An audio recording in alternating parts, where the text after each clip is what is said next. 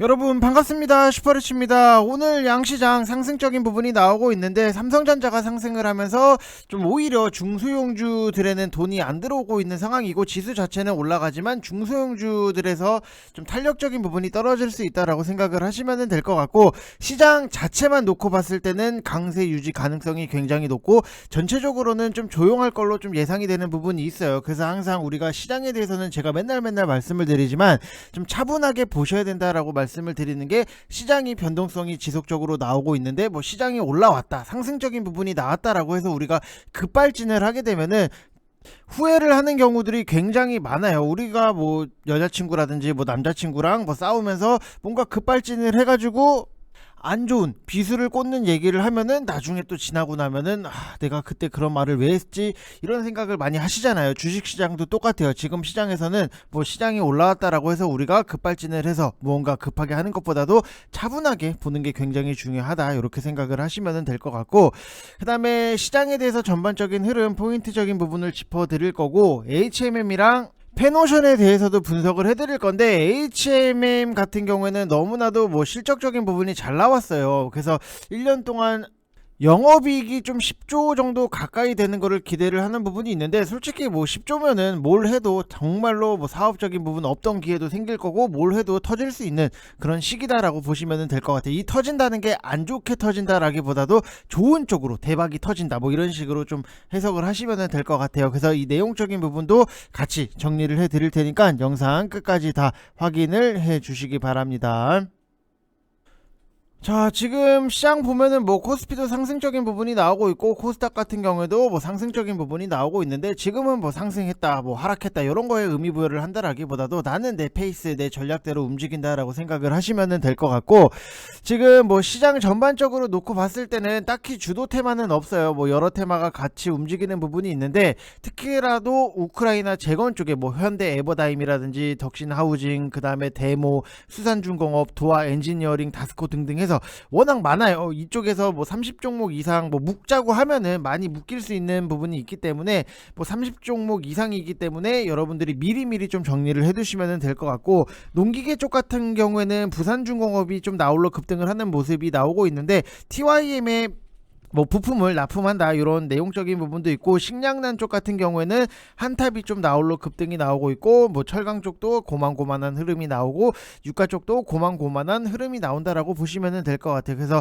송전 쪽 같은 경우에는 뭐 북한 지원 모멘텀, 그 다음에 전기세 이슈 인상 이슈까지 있기 때문에 상승적인 부분이 나오는데, 뭐 우크라이나 재건 테마에도 포함이 될 수 있는 부분이기 때문에 뭐 같이 엮인다라고 보시면 될 것 같고, 특히 뭐 XX 전기, 무슨 전기, 뒤에 전기로 끝나는 거, 이런 시리즈들이 이런 것들이다라고 보시면 될 것 같아요. 그래서 여러분들이 지금 우리가 뭐 단타적으로 할 수 있는 게, 결국에는 우크라이나 재건 쪽, 오늘 기준으로 했을 때 우크라이나 재건 쪽 외에는 딱히 보이는 거는 없다. 뭐 데모라든지 도화 엔지니어링 이런 게 가능하기는 한데, 오늘 대장주인 뭐 현대 에버다임이 더 갈 것 같지는 않기 때문에, 최근에 대장도 현대 에버다임이었잖아요. 그래서 좀 거의 반반 확률일 것 같아요. 그래서 대장주가 꺾이면은 뭐 여기 도화 엔지니어링이라든지 데모 요런 애들이 다 같이 꺾이는 거기 때문에 5% 먹으로 들어가려고 했다가 윗꼬리 맞고 손절 나올 것 같아서 크게 뭐 땡기지는 않는다. 뭐 가면은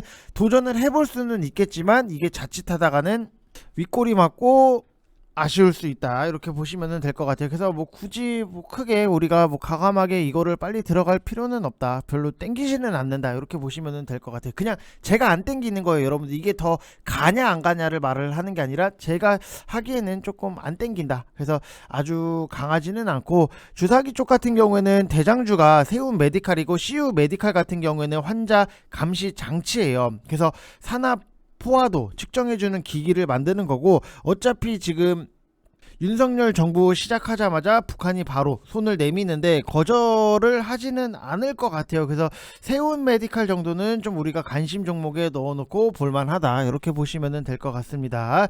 자, 그리고 미국 시장도 뭐 혼조세 마감을 한 부분이 있는데, 중국의 4월 실물 경제 지표가 예상을 했던 것보다도 크게 부진을 하면서 경기 침체 우려가 다시 부각이 되었기는 하지만, 중국 정부가 이제 상하이시 봉쇄 조치를 단계적으로 해제를 해제를 하고 6월달 같은 경우에는 봉쇄 완전 해제를 목표로 한다라는 소식이 전해지면서 경기 침체 우려가 일부 완화가 되는 좀 기대감을 가지고 있다라고 보시면 될 것 같고, 최근에 뭐 암호화폐, 함호화폐라고 적었네요. 자, 이렇게 오타가 있을 수 있습니다, 여러분들.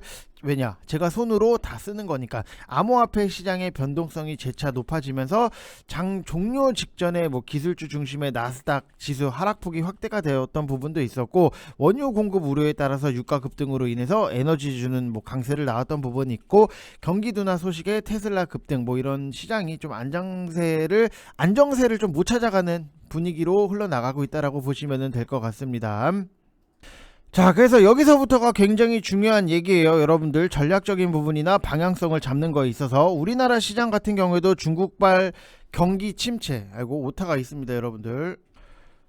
자, 경기 침체 우려의 시장 영향은 좀 제한적일 걸로 보여지는 부분이 있고, 코로나 봉쇄 영향도 뭐 중국 코로나 봉쇄 영향도 분명히 뭐 큰 부분이 있고, 봉쇄 조치 완전 해제라든지 뭐 당국 경기 부양 의지가 좀 굉장히 강할 수 있다라고 보시면 될 것 같고, 인플레이션 피크아웃이 자신있게 확인되기 전까지는 뭐 시장에 대해서 강력한 모멘텀에 뚜렷한 이슈가 없기 때문에 시장 지수는 좀 박스권 안에서 횡보할 걸로 좀 보여지는 부분이 있어요. 그래서 코스피 같은 경우에는 2600에서 2700포인트, 그 다음에 코스닥 같은 경우에는 850에서 900포인트로 좀 박스권을 만들지 않겠나라고 예상이 드는 부분이 있기 때문에, 여러분들이 뭐 코스피가 2600포인트 아래, 코스닥 같은 경우에는 850포인트 지지선 이하에서는 무언가에 대해서 내가 손절을 선택을 하는 게 아니라 자신있게 저가 매수로 대응을 하면서 여러분들이 평단 관리를 하시고, 시장이 좀 올라왔을 때 수익적인 부분 챙기시고, 시장이 내려왔을 때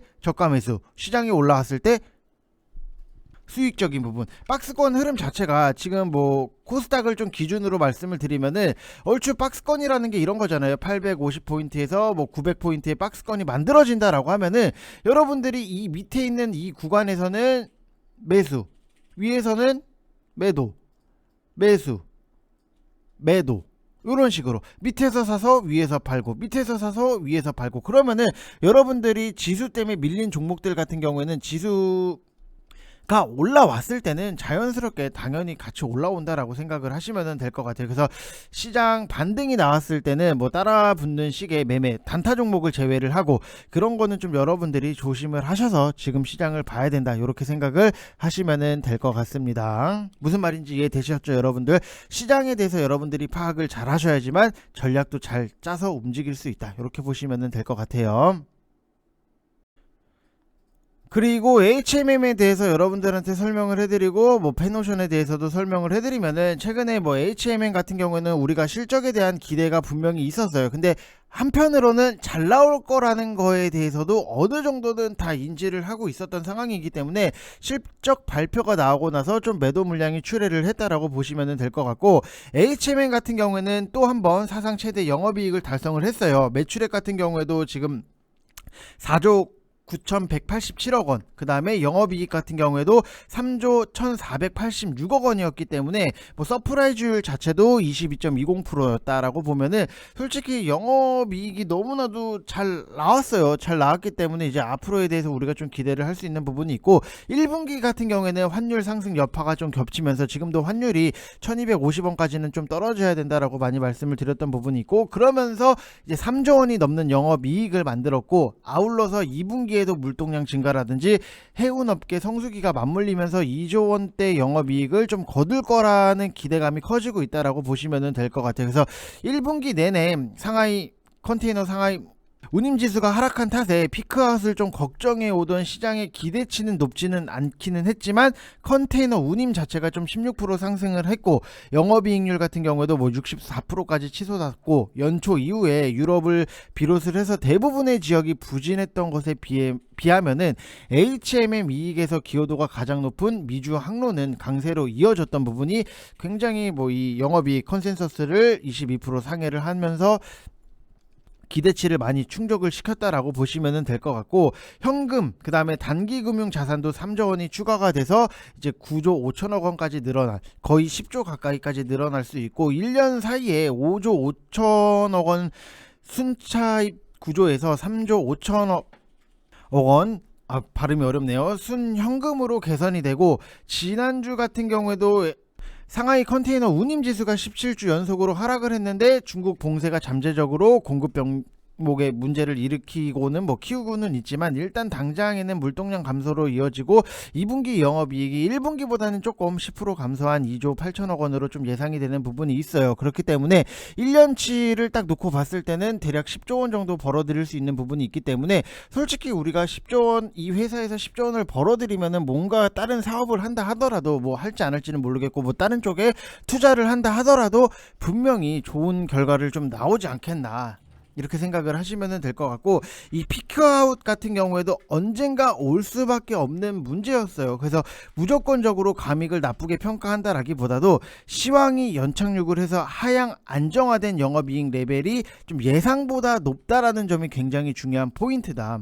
그래서 선사들 같은 경우에도 실제 운임은 상하이 컨테이너 운임지수보다도 변동성이 낮기 때문에 조정이 조금 더 느려요. 그리고 5월달 미주 장기 계약들이 작년보다 2배 높은 운임으로 체결됨에 따라서 수익성을 좀 어느 정도는 좀 방어할 걸로 보여지는 부분이 있고, 지난 1년 내내 실적은 피크아웃 우려를 좀 뛰어넘어서 성장을 해왔기 때문에 분기 영업이익이 2조에서 3조 원이 좀 어느 정도는 익숙을 해졌다. 그래서 여기서 조정을 받는다라고 해도 연간으로 9조 원이 넘는 순이익이 좀 예상이 되는 부분이 있기 때문에 앞으로에 대해서 우리가 좀 기대를 할 수 있는 부분, 이쪽 아니더라도 다른 쪽으로 좀 더 크게 벌어들일 수 있는, 결국에는 마찬가지예요. 돈이 있으면은 돈을 부르고 내가 뭔가에 대해서 좀 큰 투자를 하면은 당연히 성과가 좀 더 빨리 나타날 수 있는 부분, 우리가 주식을 투자하는 데 있어서도 100만 원으로 투자를 하는 거랑 지금 1000만 원이랑 투자를 하는 거랑 당연히 벌어들일 수 있는 파이 자체가 좀 다를 수밖에 없기 때문에, 그만큼 이 회사에 돈이 많아지면은 앞으로에 대해서 좀 벌어들일 수 있는 거가 좀 기대가 많이 클 수 있다라고 생각을 하시면 될 것 같아요. 그래서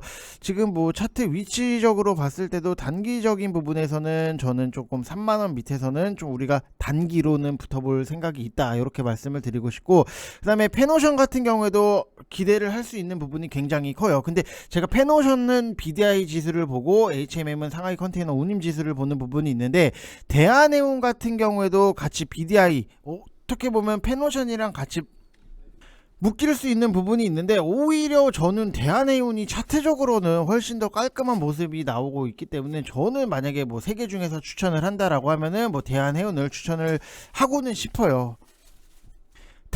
단기성으로 봤을 때는. 그래서 페노션 같은 경우에도 지금 어느 정도 좀 차트 모양을 이쁘게 만들어 나가고 있는 모습 자체가 있는데, 내용적으로 보더라도 너무나도 1분기 매출 같은 경우에도 2배, 영업이익은 3배를 기록하면서 컨센서스를 좀 크게 상회한 부분이 있었고, 이제 지난 10월 7일 고점을 기록한 뒤에 하락한 BDI 영향이라든지 해운 영업비용 증가로 벌크선 영업이익이 지난 분기 대비했을 때 좀 감소를 한 부분은 있지만, 트라이벌크를 제외한 비벌크 해운, 그 다음에 곡물 사업에서 모두 마진 개선을 나타냈고, 아시아 역내 컨테이너 시장 운임이 강세를 보이고 비벌크 선박 중에서도 가장 많은 척수를 보유를 했기 때문에 앞으로의 좀 기대가 될 수 있다라고 생각을 하시면 될 것 같습니다. 그래서 러시아 우크라이나 전쟁, 상하이 도시 봉쇄 문제가 해상 운송 시장의 톤 마일을 높이고 공급 부족이 이어지고 있는 부분이 있고, 상하이 도시 봉쇄로 공장 가동률 저하에 따라서 중국의 철강석 재고 감소 기간이 좀 장기화될 걸로 예상을 하기는 하지만, 중국 항만의 수입 물동량 처리 속도가 낮아지면서 오히려 좀 재고가 빠르게 감소를 하고 있는 부분이 있기 때문에, 봉쇄 종료 이후에 재고 축적 수요 증가에 따라서 운임 상승이 좀 가능할 여지가 많다라고 보시면 될 것 같습니다.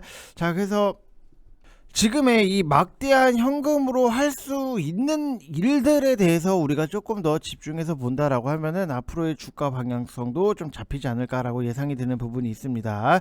자, 그래서 항상 좋은 종목에 대해서는 우리가 좀 더 차분하게 보시면은 당연히 좋은 결과가 나올 수 있다라고 생각을 하시면 될 것 같습니다. 자, 이번 영상 여기서 마치겠습니다. 감사합니다.